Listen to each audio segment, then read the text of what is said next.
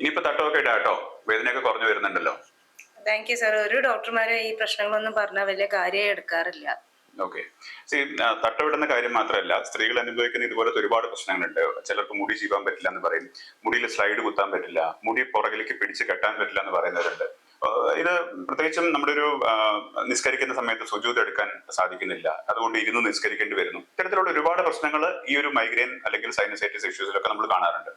പ്രത്യേകിച്ച് സ്ത്രീകളിൽ നമ്മൾ കാണുന്ന ഒരു വേറൊരു കാര്യമാണ് മുഖത്ത് നീര് വെക്കുക എന്നുള്ളത്. അതേപോലെ തന്നെ ശരീരത്തിൽ നീര് വെക്കുക, തലവേദന വരുമ്പോൾ എന്റെ കണ്ണിന് ചുറ്റും നീര് വരുന്നു എന്നെല്ലാം പറയുന്ന ആൾക്കളില് നമ്മൾ കേവലം പെയിൻ കില്ലർ ഉപയോഗിച്ചുകൊണ്ട് മാത്രം മൈഗ്രെയിൻ ചികിത്സിക്കാൻ നോക്കുമ്പോൾ അതെല്ലാം ഫെയിലിയർ ആയിട്ട് പോകുന്നതിന്റെ കാരണമെന്ന് പറയുന്നത് കൃത്യമായിട്ട് ഡയഗ്നോസിസ് ചെയ്യുന്നില്ല എന്നുള്ളതാണ്. എന്തൊക്കെ പ്രശ്നങ്ങളുണ്ട് നമ്മുടെ ശരീരത്തിൽ, വേറെ എന്തൊക്കെ പ്രശ്നങ്ങൾ നിൽക്കുന്നുണ്ട്, അത് മനസ്സിലാക്കി കൃത്യമായിട്ട് മരുന്നുകൾ എടുക്കുമ്പോൾ മാത്രമേ നമുക്ക് അതിന്റെ ഡിസൈഡ് ആയിട്ടുള്ള റിസൾട്ട് നമുക്ക് കിട്ടുള്ളൂ.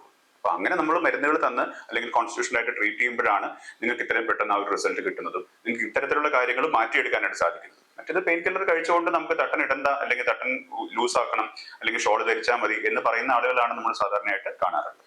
ഇപ്പൊ സാധാരണ എപ്പോഴും ടോൺസിലൈറ്റിസും അല്ലെങ്കിൽ ജലദോഷം പനിയൊക്കെ വരുന്ന കുട്ടികളിൽ ഡോക്ടേഴ്സ് പറയുന്ന ഒരു കാര്യമാണ് ഫ്രൂട്ട്സ് ഒഴിവാക്കണം, തലയിൽ എണ്ണ വെച്ച് കുളിക്കരുത്, അല്ലെങ്കിൽ തല കുളിക്കരുതെന്ന് പോലും പറയുന്ന ആളുകളുണ്ട്. പക്ഷെ നമ്മൾ ചെയ്യുന്നതെന്ന് വെച്ചാൽ ഇതെല്ലാം ചികിത്സയുടെ ഭാഗത്തിൽ മനസ്സിലാക്കി, ഇതെല്ലാം ചികിത്സയിൽ ഉൾപ്പെടുത്തിക്കൊണ്ട് അവർക്ക് ഫ്രൂട്ട്സ് കഴിക്കാനും അല്ലെങ്കിൽ കുളിക്കുവാനായിട്ടും അല്ലെങ്കിൽ ഒരുപക്ഷെ തലയിൽ എണ്ണ തേച്ച് കുളിക്കാനെല്ലാം പാകപ്പെടുത്തി കൊടുക്കുക എന്നുള്ളതാണ് ചികിത്സയിൽ നമ്മൾ ഉദ്ദേശിക്കുന്നത്. അതുപോലെ തന്നെ ഇപ്പൊ ഇതൊരു റിലീജിയസ് ആയിട്ടുള്ള കാര്യമാണ് അല്ലെ, തട്ടൻ ഇടുക എന്നുള്ളത്.